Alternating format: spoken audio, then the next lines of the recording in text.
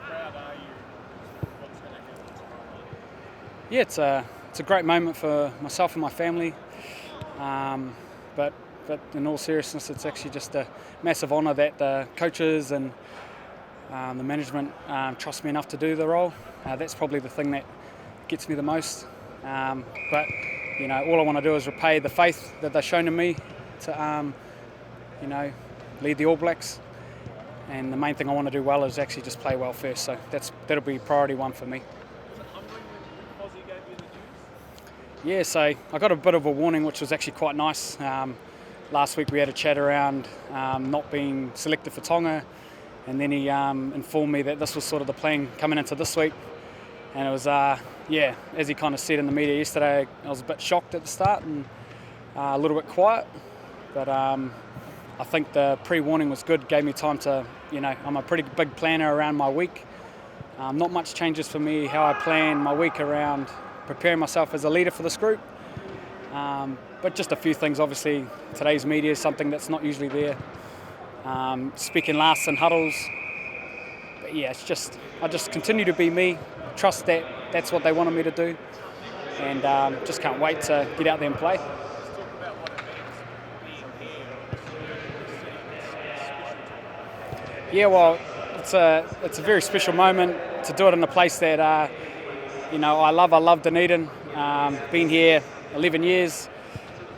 Played in this beautiful stadium many times, and it's going to be a special moment running out first. Standing at the front of the Niho. All these little things that come with the role, which are very, very special. Didn't ever think it was possible or would happen, but I'm excited at the opportunity. Yesterday, Barrett talked about there being a drive in you. Obviously, especially in recent years, there's been plenty of good young halfbacks come along. You still stay relevant. Is that something that I guess you've noticed? And is that drive something you hope that you get to the next World Cup? Yeah, I'm a highly competitive player in person, so I think when I hit 30, I really wanted to make the most of what years I had left. And it's actually a little bit scary about the potential that came out from that, working even harder, focusing just week to week, and trying to go to new heights and new levels with my training, my fitness capacity, my routines, and I was able to get my body in the best shape it's ever been in. I just did a lot more work around my game. I was working really hard, but I feel better now than I did in my late 20s. I do a lot more work. I do a lot more stuff around my preparation. As I said, I plan my weeks pretty stringently. I love ticking things off, and so the drive I love to compete. I love this jersey. I love putting it on, and this was a goal of mine for this year. Obviously, playing good for the Highlanders gives me a chance to make the All Blacks. And when I saw that we had a test in Dunedin, it was definitely front of mind wanting to play here in the black jersey. And I get to do that tomorrow night, which is awesome. And it's just going to be pretty full circle for me. Very special, but I just want to play well and hopefully not have too many interactions with the ref. Aaron, growing up, was it something captaining the All Blacks, was it something you aspired to do or ever thought you would do? Nah, definitely not, mate. I was, as you'd know, I was pretty feisty halfback. Didn't mind an altercation or two with people or the moment. And as I've got older and learnt things around my game, is that it's just wasted energy. It's a negative tension, doesn't actually get anywhere. Yelling at people actually doesn't get a result that you want. Speaking on a calmer level, getting eye contact, coming from a bit of an empathetic angle, get a better response. And I've just tried to do that in the last few years with the Highlanders. But I've had some great captains show me what they do. And I think I've taken a little bit of piece of everything, of all of the ones that I've inspired to. I'm very lucky. Guys like Ash Dixon, I learn a lot off.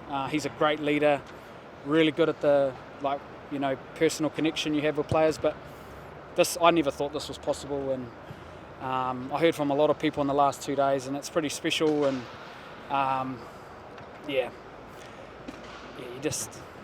just playing for the All Blacks was sort of the dream. It's still sinking in a little bit.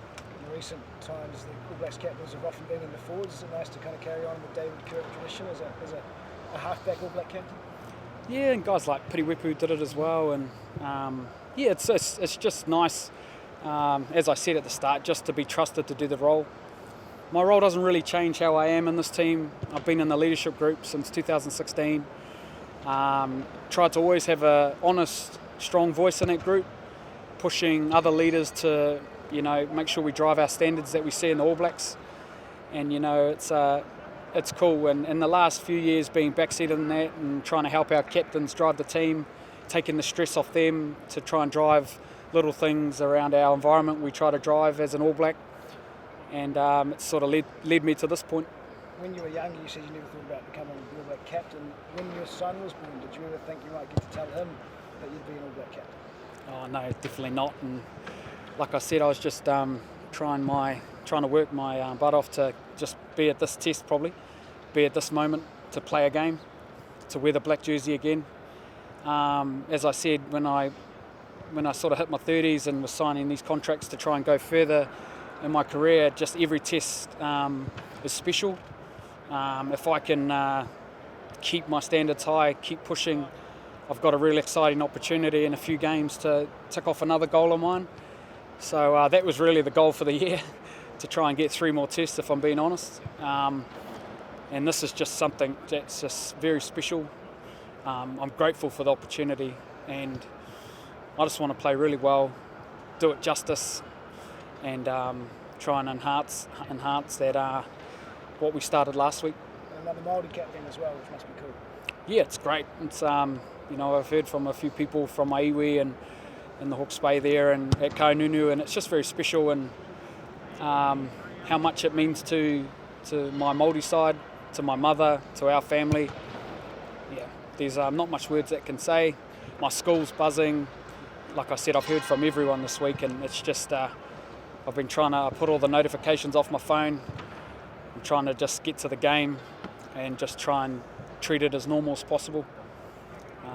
And I've got some great help here. I've got Bodie, who I played a lot of rugby with, Cody Taylor, who's captain the Crusaders, Brodie Retallick, who I played a lot of rugby with, he's captain the Chiefs, and then obviously Paddy as well. So I've talked to them and leaned on them to anything that they feel or want to say, please say. And if I feel like I need to say anything at the end, I will. And that's how I sort of see my role as. Last couple of questions. Hey Aaron, you're closing in on nearly 100 games. Ethan Root's closing in on nearly 1. They said that you were sort of instrumental in him ease into this environment. What did you say to him, and can you remember your first? Yeah, I just sort of gave him, obviously we found out on that Tuesday when the team was named, and then we didn't leave till Wednesday. So I sort of gave him a call. These things in the All Blacks we do around pack your club jersey, make sure you got your Adidas kit, all these little things that that catch new guys out. They bring the wrong apparel or wear the non-branded hats, and just things that your backseat guys come and grey you off about. So I just wanted as a Highlander player, and I just wanted him to let him know what's coming, shake everyone's hand. We've got about the same amount of management as we do players, so make sure you respect everyone in sort of an All Black jacket, and just little things like that. But around the play, I said I wanted him to be him, keep growing, keep learning, and Ethan's done really well around our environment. Last week he was watching, listening, really engaged and focused, and that's something I challenged him on, is just because you're not playing doesn't mean you can't learn. Get excited about what's to come. And funny how these things always work out, where he's playing in front of his family down south. It's a great story, and he got caught into the Highlanders last year, and look how far he's come in 12 months, and I'm really proud of him. And the super season he had, I was just really happy he got selected. Last question. Aaron, can you just step a little bit closer to the mic? Sorry, mate. All right. You were saying Payne went down during the super season. Is this something you thought could come about, or something you wanted to push the pace for? It didn't really cross my mind. When Sam got hurt, I was absolutely gutted. I saw the injury and was gutted for him as a man. It didn't come into my mind. I knew they'd go with Sam probably. He's our most capped All Black.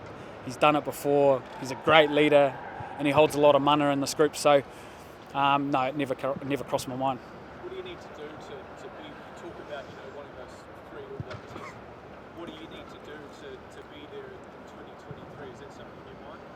Yeah, well, I think even last week showed, though, that Fozzie's definitely about our player management and monitoring minutes. I had a big load in the Super Rugby season, and that probably cost me playing against Tonga. So managing those minutes, but this environment sets you up the best possible way. We've got the best of the best in New Zealand. We get massages, we've got the best food, recovery. We've got all the gizmos and gadgets to get your body right to play a game. And I feel great now. I'm super excited about getting out there tomorrow night and under the roof against a really tough Fijian team.